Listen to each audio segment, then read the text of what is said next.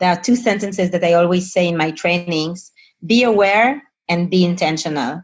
These are the two most important things. And when I'm aware of the consequences of my choices, the fact that I have a choice every day, and when I'm intentional about getting to the objective that I want and getting to the career that I want, to the status that I want, to the job or family that I want, then I can make it. Welcome to Create New Futures. Thought-provoking conversations with leaders, experts, and interesting minds. Join us as we explore ideas and reflect on practices that you can use and apply to create and shape the future. With your host, author, and strategy consultant, Aviv Shahar. Welcome to Create New Futures, where we develop conversations with successful leaders to explore how you can create new futures for you and for your organization. This is Aviv, and today I'm speaking with Rebecca Kehat. Rebecca is an entrepreneur, a global marketing expert and strategic consultant, and a public speaker and trainer. She is now the CEO of Unicorp, a consulting firm specializing in innovation and strategy in the digital media buy and sell space, offering platform monetization and global marketing and advertising strategies and solutions. Rebecca held senior management positions at Google and at Procter Gamble and was chosen one of the 40 under 40 of the Marker magazine. I initially met Rebecca when she was at P&G, when I collaborated with Daniel Epstein on a branding and marketing innovation effort. We recently reconnected, and I felt that this is a perfect opportunity to dialogue and explore with Rebecca about her innovation, thinking, and experience. Rebecca, it's great to have you here. Welcome. Thank you so much for inviting me, Aviv. It's a pleasure to be here. So both of us are Hebrew speakers, but we're doing this in English because most of my audience it is not yet speaking Hebrewish or Hebrew, and we are fine to do it this way. But if a word of Hebrew will get into the conversation here and there, that's all right too. And so okay. Let me dive in right away by first asking you, what are you working on at this time so we get located in your current focus professionally? So today I'm really focused on mentoring C-level executives and on doing consulting jobs for big marketing and technology companies to really help them to find the right solutions and innovations for their future and to continue to win in the marketplace. On top of that, I'm now running a special accelerator for social startups that is managed by the Rothschild Foundation in Israel. And this is so interesting. I'm so excited about it. It's about 2 weeks in, and I've met 10 amazing entrepreneurs, young people between 20 and 30 years old that want to change the world. And being a mentor for those startups is so different because you really feel that you're tipping into your values and really helping to make the world a better place. After maybe 17 years in the big corporate America and at managerial positions, going out and thinking of what can I do with my skills and what I've learned and my capacities in terms of marketing and strategy, and to translate that into something that makes the world a better place is a great opportunity for me. So I'm thankful for that. And this is what really takes most of my time nowadays. Right. That's exciting. So many people in America know of Israel as Startup Nation.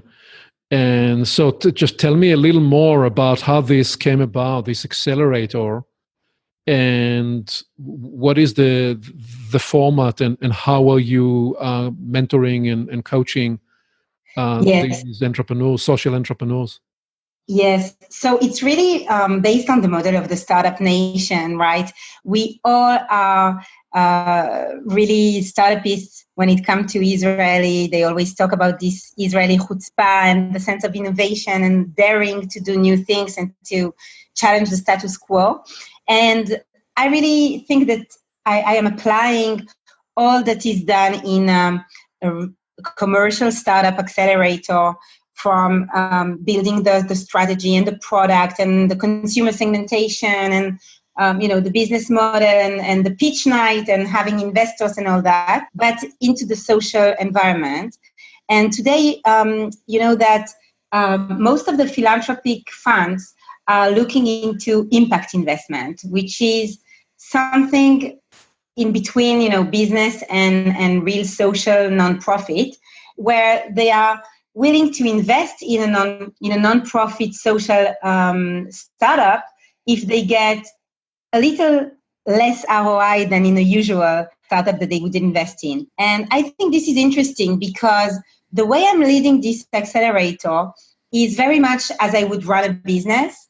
And we are looking into the business value that we are creating or the social value that we are creating. We are putting in place data systems. We are putting in place measurement systems. And I think it's a whole new thing for the social world to start talking like real business. Indeed. So can you say a little more about how you define impact in that sense, in more holistic sense of both business and social?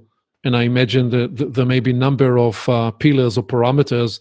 Is this already being defined, Right. or you're still in the process of defining that?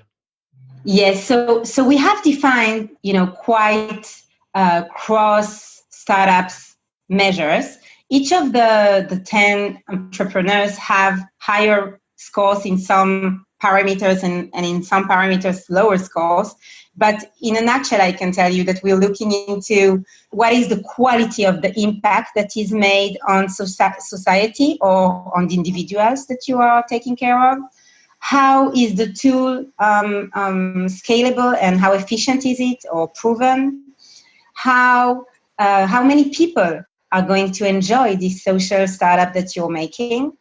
And how much, is it solving a big problem that is not taken care of by the government? So we really want to be in the place where we are most needed and to impact as many people as possible in a very meaningful and relevant way. So these are the measures that we've put together. As I told you, we are just 2 weeks in. So it's quite new, but we've started with the end in mind, as they say. And so we have the parameters in front of our eyes every day, every time we meet. And this is how we do it. It's a program of about 4 months. We'll end it by mid-March. And the end is like a pitch night event where we'll have maybe VCs and impact funds coming over or angels to see if they would invest in one of them. But I think most importantly for us, it's also very important to help those young entrepreneurs to fulfill their dreams and to have the tools and the ability to replicate this, even if they have another idea or another startup later on. So the success criteria for us is not only that they would get an investment in the pitch night, but also that they would be real social entrepreneurs in the future that would be able to build another structure and another initiative. Yes, that's an amazing sandbox to play in with 10 entrepreneurs. What was the process? I know, but it's so funny. It's so different. That's why I'm kind of overwhelmed, excited, because making money all the time just for a capitalist company, and then to move to this project of those 4 months, magical 4 months is really, really different. Indeed, it sounds like a pivot from success to significance. Oh, wow. That's beautiful. I really agree. I think it's very much about looking into your purpose in life and where you make the most impact and meaning. And I think that during all my career, one of the things that I loved most about P&G was the deep principles and values that this company has, and that were in really total coherence and identification with my set of values. And I think that growing up, and I reached my 40s this year, I think that it's important also to give back to society and to see how I can help many people and in a very deep way to make a difference in this world, and not only to make money or to have personal success, or even a company success. So I think that's very interesting. That being said, I'm also doing regular strategic consulting projects and marketing projects with big companies. And funnily enough, I'm concentrating mostly on technology companies. And it's very interesting to see that marketing is quite the center of everything. It drives the business, but it also drives the internal culture.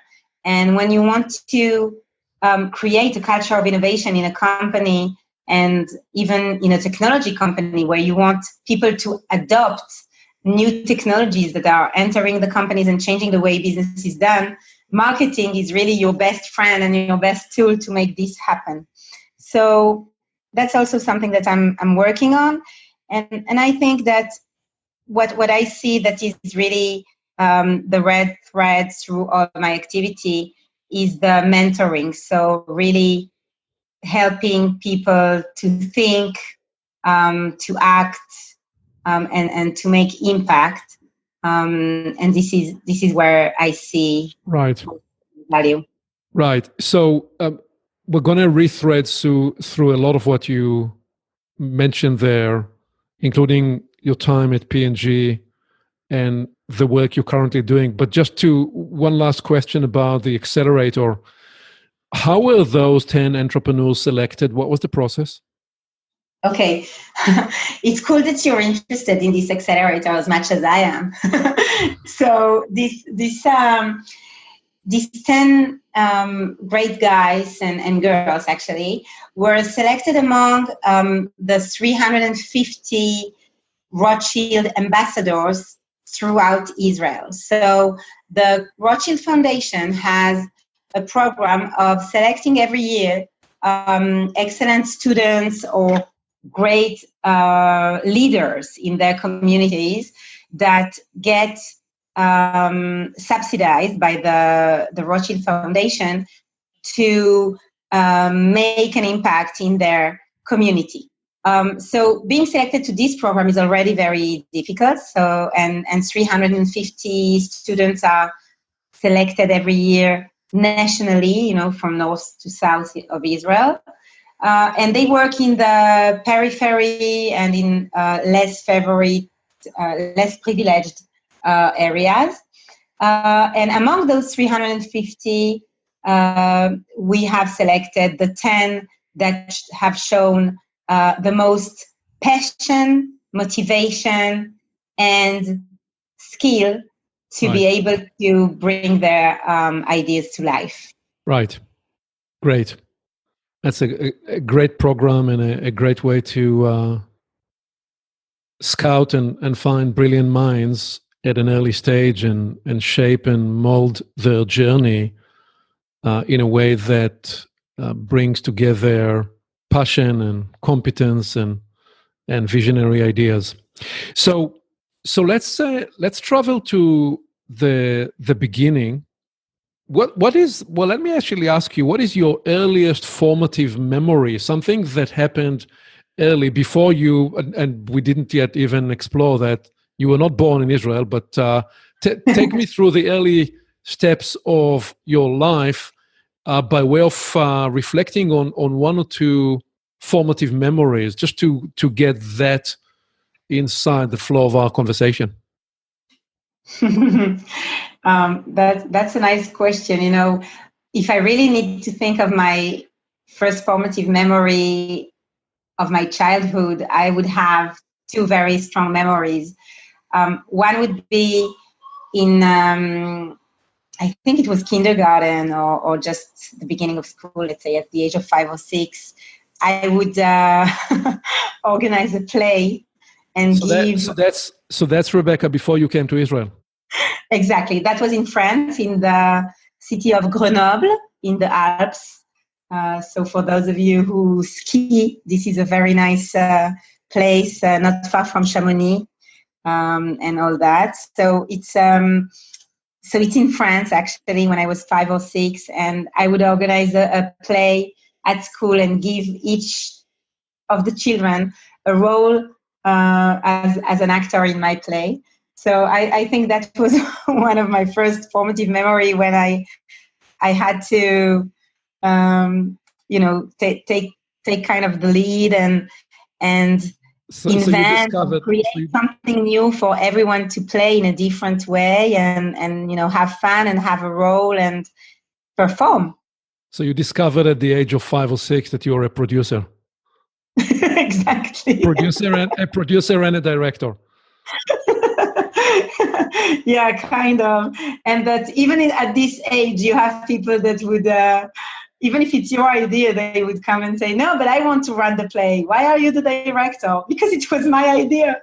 But at the end of the day, it's very funny the way that, groups are forming and people are leading and playing. And at the end, I think that this is the best way of doing things as a team where each one has something to do and together it becomes much, much, much greater. So this is my first formative memory. The second one is actually when I came to Israel and I couldn't understand anything in Hebrew, and I would speak French and I would cry all day long and have my hands on my ears and say, I just don't want to hear you guys. I can't understand anything. And this would be quite traumatic. At the end of the day, I had wonderful teachers and friends that would help me and coach me and do the homeworks with me. So today I speak Hebrew quite well. But these are my two formative memories, one in kindergarten and one in coming to a new country where you don't understand anything and you really need to adapt. How do you think later, as you come through the teenage years and then into adulthood, in what way has that transition, the migration to Israel, shaped and influenced your outlook? Wow, I think it had a lot. I think, Israel is maybe like America. You have people from all around the world that is, constituting a great nation. And having a different culture and a different language, a different background have given me, I felt it was an advantage. I felt special. So sometimes I was special in a bad way because I was just different. I had dresses where everybody would wear simple T-shirts and shorts, and nice ballet shoes. I remember where everyone would have sneakers. But at the end of the day, it made my personality quite strong. I knew that I was different, but I could affirm my difference. I could stand for what I was. And I've developed also this capacity to adapt and change and become resilient. Become resilient, yes. And also to be able to change my style depending on the group I was in, the type of people I would be with, be it, religious or non-religious, be it people that are speaking, other languages and people that are only Israeli or people that would have some European culture or non-European culture. So I think this adaptability and the strength of diversity and understanding the way that, having diverse groups is making things much, much better was something that shaped me and my character. I also think that the education I had here of my parents, I think the family is very, very important. That's what I learned. And my parents had really two things that were very strong, values, of course, but one was to take the lead It was something very important. In Hebrew, you say, "B'makom she'en ish heye ish," in a place where there is no one, be someone. Yep. So that's something that I've heard a lot in my childhood, and that's why I was expected to lead, to take responsibility. I'm also the first child of my family, so I think it also makes you more responsible. And the second thing is also to have this critical thinking. Sometimes I laugh and I say my mom must have invented Minority Report or fake news before fake news existed, because she would always tell me, don't take things for granted. Think about what you're reading. Think about what you're hearing, and decide for yourself if you think the facts are correct and this is the conclusion or not. So these are really the things that shaped me as an adult. Yes, a great background, and of course, I can recognize a lot of what you're describing. What did you do after you finished high school? Okay, so after I graduated high school, I've actually went to the army, the Israeli army, and I was because in Israel there is a mandatory service. Everybody serves in the army. Well, almost everybody serves in the army. Yeah, right. I had no choice. So I was raised in Ramat HaSharon. I think that in Ramat HaSharon, 92 or 95% of the people are going to the army. So it was not a question for me. I loved the army. I think that it was one of the most designing experience of my life, defining moments. I've received a huge responsibility at the age of 19. I had already done my BA in economics and management. And so they took me to the finance department, and I was responsible for hundreds of millions of checkers at this young age. And this was very, very formative. It was something that made me, understand what am I good at, what are my skills, that I'm trusted. I think, the thing that helps most in life is that someone trusts you. Yep. And gives you responsibility, and then sometimes you doubt yourself. You're not sure that you can make it, but they tell you, yes, this is for you, and it makes you grow. So the army was a very, very strong catalyst for my growth. Let's just put a magnifying glass on those two things you described there. Who was that person that trusted you? Question one, if you can talk about it. And question two, how did you then through that phase discover more about really your strength, your core competence? So I was lucky enough, to have many people throughout the years trusting me. But if we are looking at the period of the army specifically, then it was really my boss. It was the boss of my boss, actually, so N+2, that would give me very, very big responsibilities. And with each responsibility that I've managed to do and succeeded in bringing innovation to it, in creating new systems, in having really very, very good results, I would feel that I'm growing. I would have more self-confidence. I really believe also, in this, many times we do behavioral interviews. I don't know if you're familiar with that, but it means that what you've done, you can do and you will do. So I really had this feeling when I was succeeding to do something in the army. Would it be, to do a very complex forecast of the medical spending in the next couple of years, and I would do it precisely, and it would, we would end the year with a great budget and accuracy, then I would feel, okay, I can repeat that. I've done it once, I can do it again. So that's really what helped me. And I found out in the army, I think I found out I had three very different traits that helped me then afterwards in my career. One was something that they called in the army Rebecca power. What is the Rebecca power? So that's funny, because I married the officer that was sitting next to me, Danny, and I'm still married to him. So sometimes we laugh about Rebecca Power because he was with me in the army. He knows what I'm talking about. That would be when you cannot get something done, or when you cannot get something from someone else, then you have to send me and you'll get it. So I had my boss, the boss of my boss, that would say, we didn't get enough budget from the Ministry of Defense. Rebecca, can someone drive Rebecca to the office of the minister?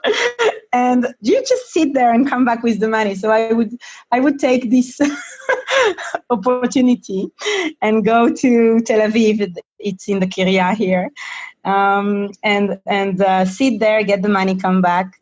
So that was kind of Rebecca Power. So I understood that I had this ability to convince people to change their minds or to do things for me. Let me give a translation. Yeah, please translate that. to American audience, it's a compound equation that brings together Israeli chutzpah, creativity, innovation, persuasion, and a refusal to get a no. Oh gosh.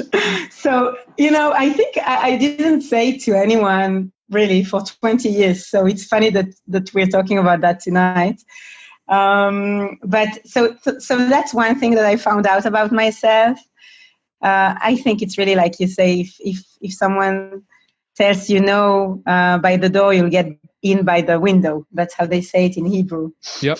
And the second thing I found out was really the strong analytical skills that I had. I was able to learn actually through a lot of work, because I smile a lot. I work calmly, and sometimes it looks that everything is just flowing easily to me, but it's not. I work very, very hard, and I'm very well aware that hard work is really the way of getting things done and getting to results and excellence.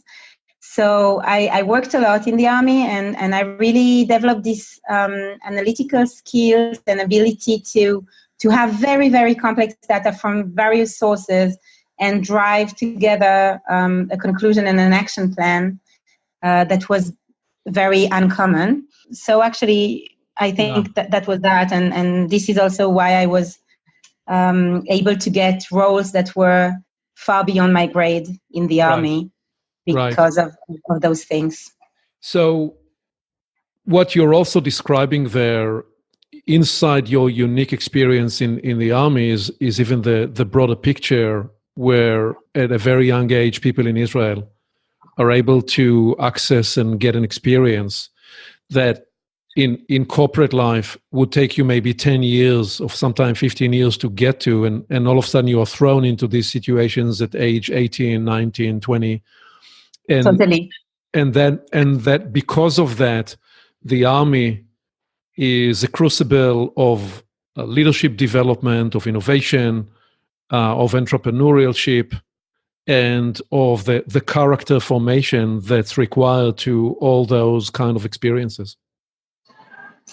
I totally agree with you. I think that there is another point about the army that is very strong, is the friendships and network that you're making there. So this is something also very, very strong. I've met people from my army throughout the years, and there is no such relationship as something that you had in your in your youth. And this is also something that is quite unique. I think that also Paul Singer, in his very famous book of Startup Nation, is talking about the army as something that is making the startup nation because of the way that they teach you things, that they give you responsibility, and that the network that you develop that is very unique. Right. So what happens then? How do you make the journey from the army experience to what happens next for you? How did you get to P&G, or what were the stations in between? So after the army, actually, during my army, I've done also an MBA in finance and marketing at the Tel Aviv University.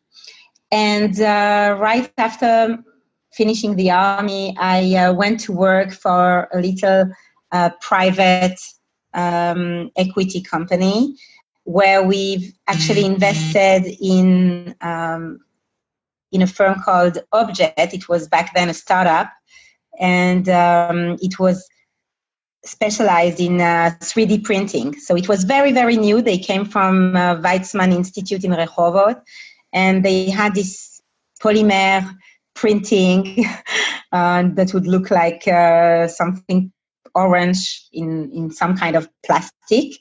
And actually, 3 or 4 years ago, they were acquired by or merged with Stratasys, which is the global leader in 3D printing. And today they are worth kind of, I don't know, maybe $3 billion.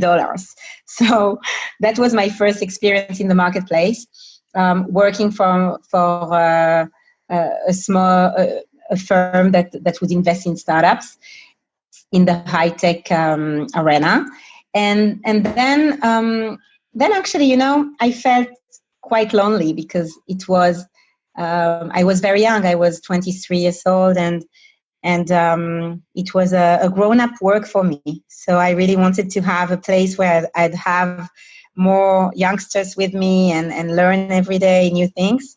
And that's how I went to P&G. P&G was opening their subsidiary in Israel, and at the beginning we were 19 employees. So I was on the board for many years of the 19 first employees. And it was a magnificent journey, like joining P&G, learning from the best marketeers in the world and managing businesses, having the full responsibility of a P&L, having a multifunctional team, a bunch of amazing people that are talented, with values, with curiosity and leadership. I thought it was really something unusual and amazing that happened to me to join P&G, and that's why I stayed there for 12 years. If you needed to distill the one or two most important learnings and experiences in terms of professionally, what that experience fashioned in you, what would you say those are? Wow. I think that there are 3 things that are very, very special about P&G that I see also today when I mentor and I do consulting for big firms that they don't have necessarily to this extent. And this is really an excellent strength that the company has. The 3 things are the people, the system, and the culture. Right. I think that the people of P&G are really, top talents, but also I would say mensch. They have values, they have principles. They are looking for a win-win situation when they do business with their partners, with their suppliers.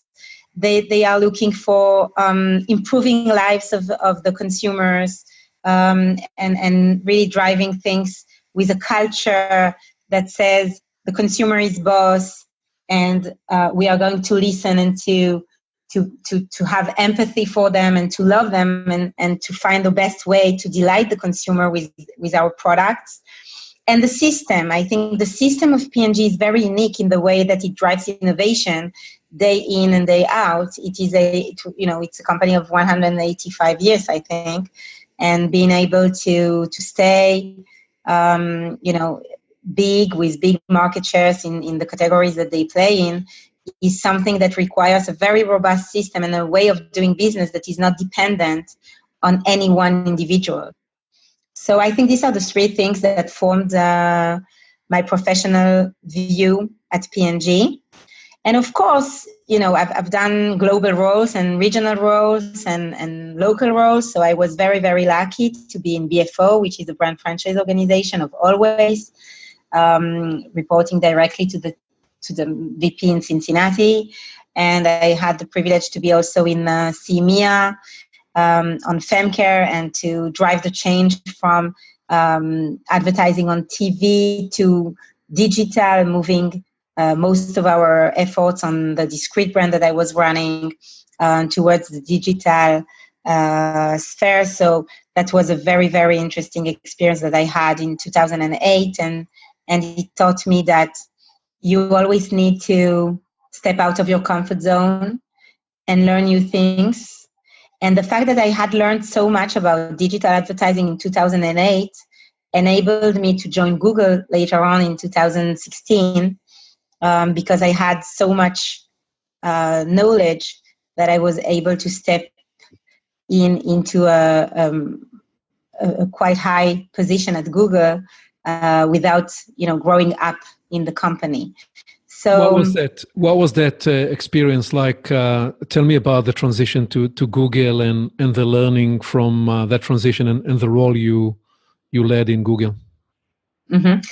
So I think that the transition to Google is something that happened, I think, in some terms quite naturally, because back in 2008, when I was in Geneva running the Linus business of CEMEA, I've seen this ineffectiveness of TV on our younger audience of 18 to 24 women, and I thought that it was the right way to move to advertising on Google, on Facebook, on YouTube, having all those things work for you as the internet was taking a more important place in our lives and the mobile and etc. So after learning all that and doing this very big shift, that was something very big, we also changed agencies and the way that we would deploy our marketing toolkits and drive the business, etc. I came back to Israel and I was leading I was the associate director for the Israel, so the number 2 of the Israeli subsidiary. And here also I've made this big move towards from TV and traditional media towards digital. So then when I wanted to change industries and to move on from P&G towards something different in Israel, because I couldn't move abroad again, then Google was one of the most natural options for me. They were your partner. They were your partners, so the transition, I imagine, was natural and easy. Exactly, they knew me as their client, and I could really relate to what they were selling and I really believed in digital, so I could take the opposite side and sell it to other clients and other companies as something very effective in their marketing mix. I think that also, to the audience listening to us, I'm a big believer in what we call transferable skills. And I think that what I was able, because between P&G and Google, I've actually moved to Bank Hapoalim, which is the largest bank in Israel, and I ran the headquarters of the retail division there. And what I've learned is that really it's very important to develop our skills, whatever we do, so that we can then use them and reapply them to different roles and different industries. And this is what I would encourage anyone who wants to grow and to stay relevant in the marketplace, is to learn and to develop the skills and not only, do your work plan and tick the boxes every day. In my terminology, I describe what you're painting there as continue to work on the 3 floors of your 3-story house of work. So on the ground floor, you actually get the work done, serve clients, address market needs, and so on. On the second floor, you don't work in the business, you work on the business. That is, you find ways to innovate, transform the way work gets done. And on the third floor, you work on yourself. You build new skills, you update your own inner operating system and map of beliefs to release and unleash in you greater capabilities that perhaps you never realized before. And throughout your story, everything you're describing, all the way from the army experience through P&G and now to the bank. I'm interested to ask you in a minute about the bank and Google. But what you're describing to me sounds like it has always been very natural for you to concurrently use every experience to work at all three levels, deliver to the objective that were needed. That's the ground floor. Look at the work that is being done and reimagine how that work can be done differently and more effectively and transform it. And thirdly, continue to work internally in yourself, developing yourself, building new skills, expanding your capacities and influence and charisma and versatility, and all of it all at the same time.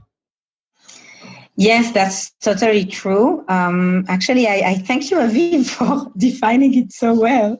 It's quite amazing. Yes, I just can't tell it better. So tell me about the experience in Bank Hapoalim. What was coming from that very rich experience at P&G? What were the unique new learnings that experience provided you?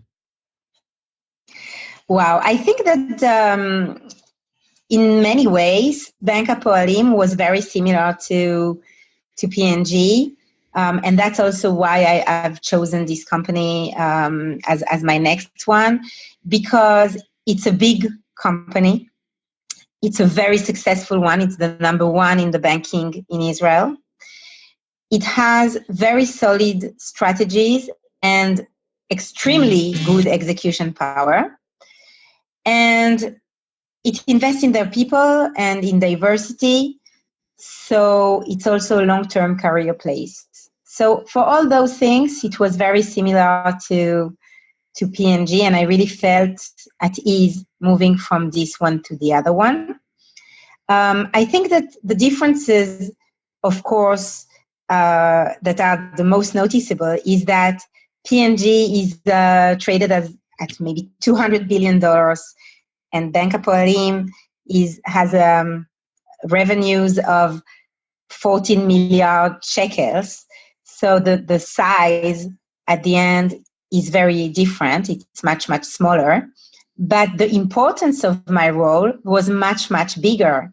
And as I would be associate director at P&G, which is quite good, when I would be at this level or a bit more in the bank, I was in the top 100 managers of the bank, and it was a bank with 14,000 employees, I was able to influence directly the biggest decision the bank would take and things that would impact the consumers right away, and to do things that would go to the stock exchange market immediately, and have be present in all the board of directors meeting and in all the top management meeting, as I would be leading the headquarters of the retail division, and in most of the managerial discussions of the bank, I would be present. So I think this was the biggest change.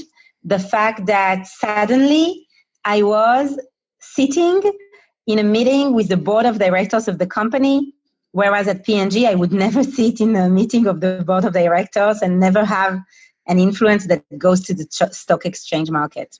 Right.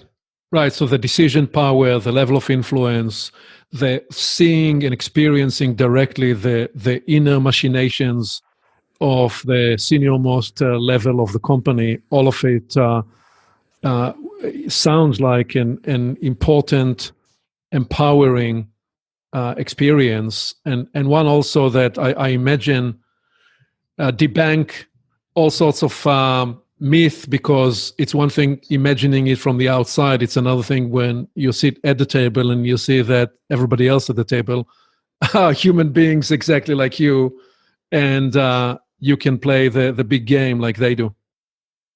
Yes, exactly. It's quite impressive, the first time that you sit at a board meeting, it's impressive. But then, at the 10th or 20th time, you're just like going to another meeting.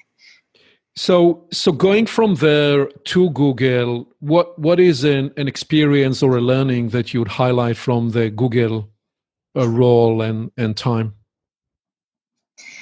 I think that what I've learned at Google is that there is power to change the world through technology. It's very, very interesting and impressive to see how much power you have in your hands and how much respect you get just from having this business card. I thought that it was a bit, it's a bit shocking that when you come from P&G also, where you don't have most of the time a business card and everything is done very quietly and your title are understated and everything is very, very modest. When you go to Google and suddenly you see that it's almost like God and people really admire it and admire the office and admire the event and they admire you and they admire everything you do.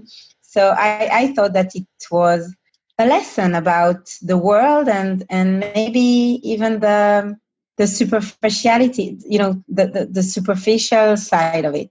That how much you can be blinded by this, but the halo of a big brand. You're talking about the phenomenon of proximal power. A lot of power in the world, whether it's power, fame-based power, wealth-based power, or position-based power, is power by association, by being proximal to some large entity, either because of your role or because of your position or because of that, and then power that's projected onto you from other people because of what they perceive you to be and how that is experienced on the other side. That's an important liberating experience to go through. Yes, exactly. And I think that something even more empowering is when I became independent in the past, let's say 1.5 years, I found out that I was always Rebecca from Google, Rebecca from P&G, and I was not just Rebecca, it was everything, as you say, this proxy, how you call it? Proximal power by association. Power, exactly. So I had kind of, let's say, 16 years or 17 years of proximal power in very powerful organization. And then suddenly becoming yourself is something that is both humbling experience and also very, very, very empowering experience because, the first time I had my consulting deal or my client and I saw that I had things to give to the world that people want and that people even want to pay for, I understood that I'm worth more than the proxy power that I had. So I think that this is very, very strong. Yeah, and plus you discover that you can make the same money and more and raise a family and live a sane life, yes? Oh, I hope so. It's still not at the level of before, but I'm on my way. I'm on a good way, hopefully. But I think that it is. It makes you at peace with yourself, and I think there is no price to being yourself, close to your values, doing exactly what you want to do. And I didn't tell you, but I'm also doing a lot of women empowerment workshops and trainings, and I have very big clients on that one. And I see how much influence I can have on others. And this is much, much bigger than working just for one firm and at the end of the day, maximizing their profit. I was just about ready to approach this space okay. of you looking at this amazing career of yours, and you're raising a family, and you're a mother, and give me that angle in the story. And I know we could talk for 2-3 hours just about this space and women in business and strong women. Yeah. and this moment in time in the evolution of culture and the place of women all around the world, all around the Western world and in Israel. But give me the skinny version of how you see this moment in time and your commentary from your the kind of help and mentoring and coaching that you offer other women. Okay, so really the skinny version. So first, I think that the world has evolved. And what was true for me 20 years ago, starting my career, and today is quite different for the young people joining the workforce.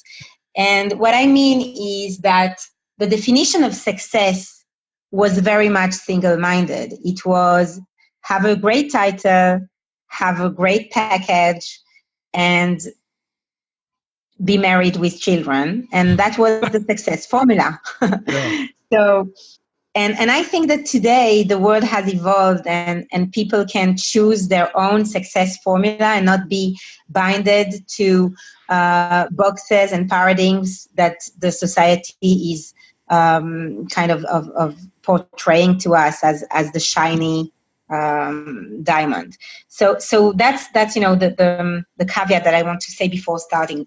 Well, let me just say back to you what I heard you say, and also put a caveat in there. I think what you're saying is that we have entered time where the algorithm of success is self-fashioned, self-curated, at least by definition, by permission.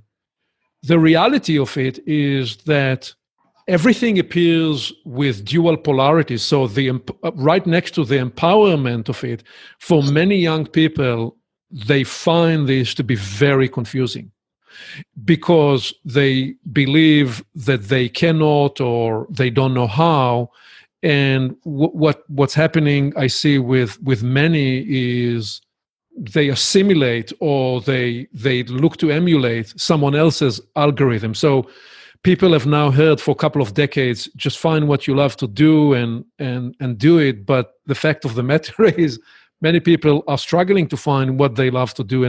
And then they're struggling with finding how to bridge together an area of passion and an area that makes a difference and build the Venn diagram of that convergence zone where passion and competence and making a difference can come all together. So, but you have somehow been able to do that.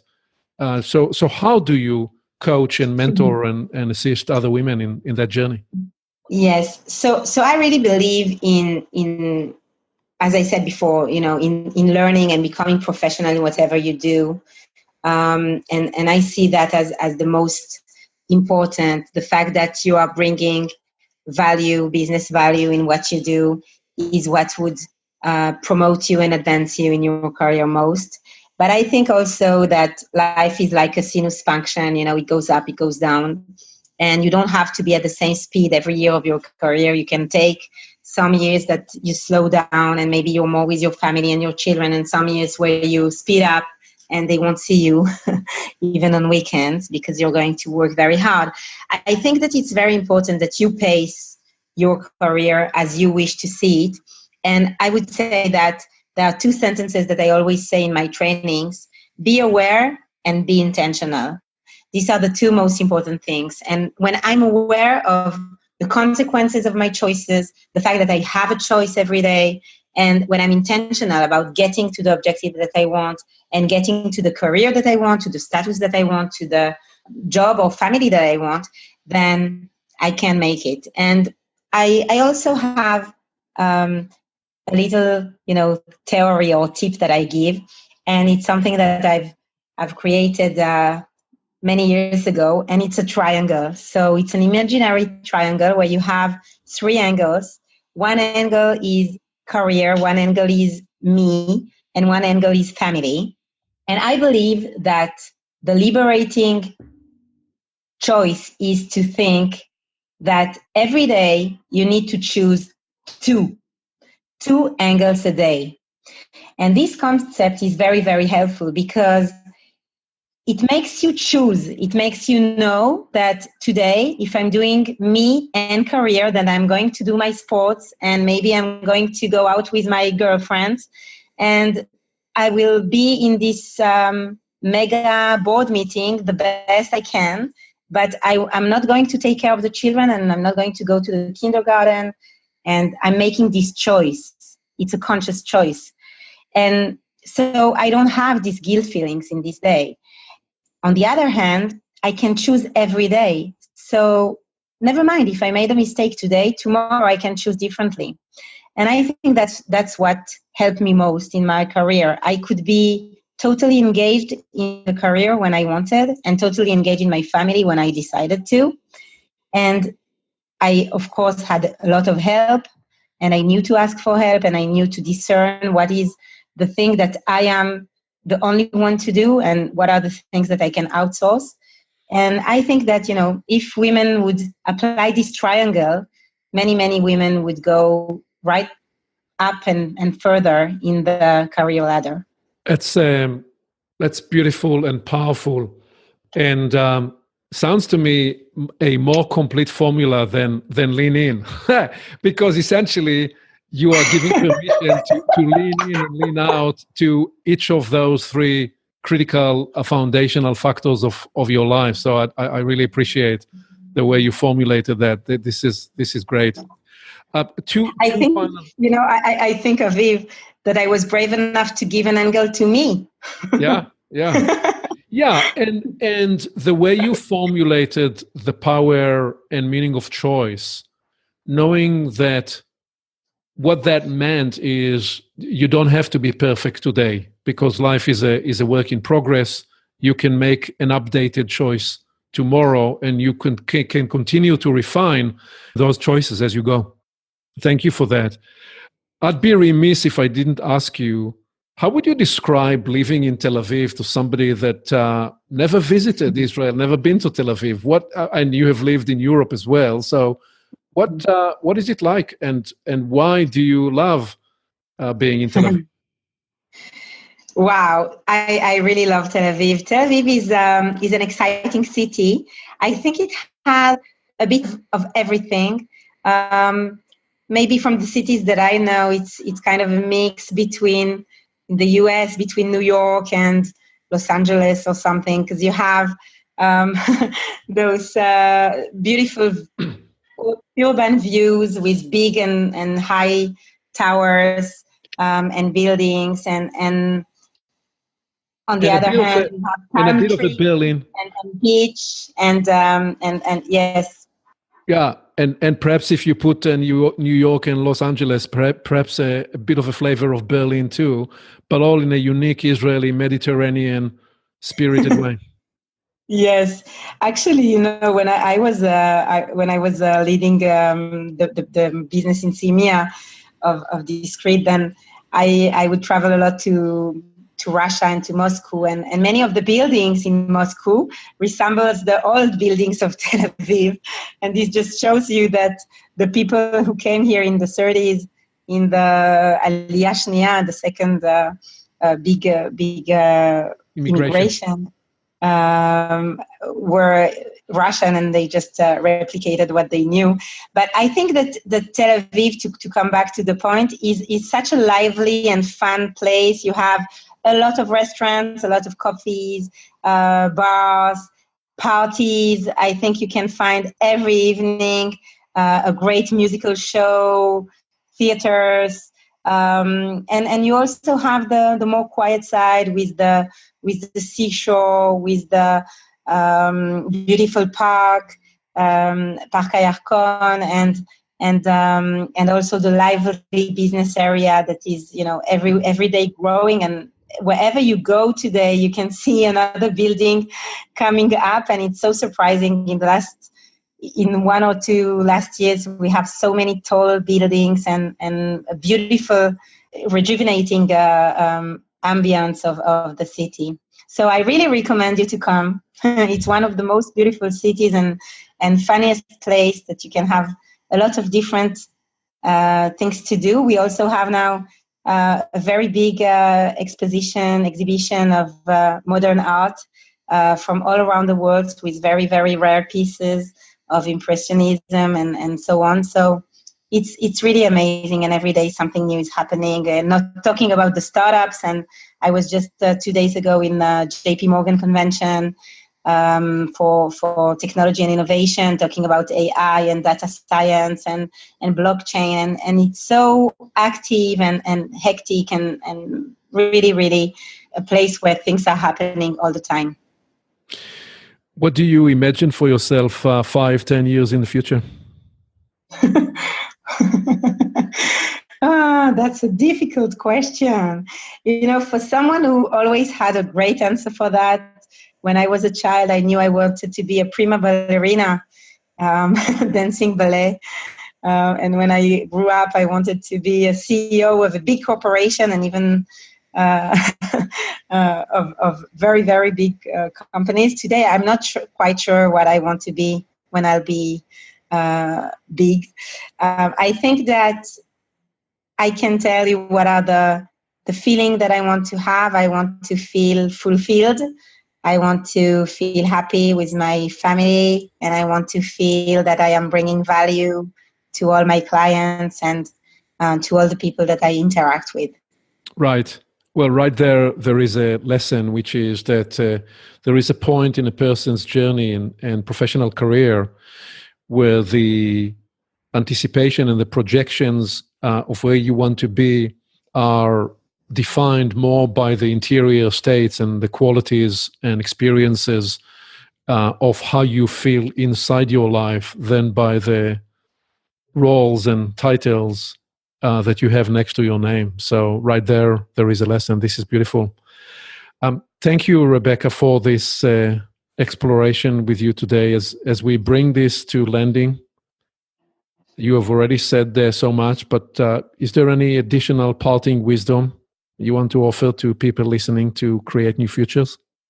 I think that I would say that really you should have your values compass throughout the way and know what you believe in and grow with this and do whatever is really driving you in a direction that you feel fulfilled and that you can excel and you have your passion at, because this is really the secret of success.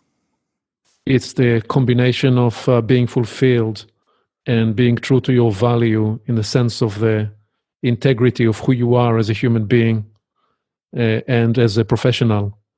And when those integrate, you're living as a whole person rather than just as half or third of a person. Yes, at Google, when you have your name and your picture in the people finder, I don't know how you call it, like the place where you can find all the employees, you need to choose 3 words to describe yourself below. And the 3 words that I had chosen were smile, dare, win. And I really believe in that. So I would say to the people listening, smile, dare, and win. Thank you. Thank you so much. Thank you very much, Aviv. It was great. Here we are. We've landed this Create New Futures journey, and it's your time to take action, to create your new future. Here are a few steps you can take this week. First, build transferable skills. Do not settle to just doing the work that's in front of you. Deliberately use your work and the challenges it brings as opportunities to build new transferable skills. Enlightened living is found in using one effort to accomplish multiple objectives and to serve a series of purposes at different altitudes. Second, be very intentional about your career. You don't have to go in one straight line all the time. Become clear about what's important for you. Pace yourself and navigate your professional journey with that intentionality in mind. And third, grow and expand the circle of trust.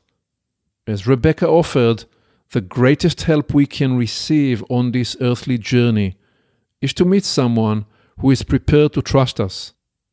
I will add that when you receive the benefit of another person's trust, they show you that you can learn to trust yourself and that you can learn to trust others. Who will you extend your trust to? Who will you pass on this life-changing gift of trust today? One more thing. You can reach me directly by phone and on email to explore how we can help you and your team create your new future. See you next time.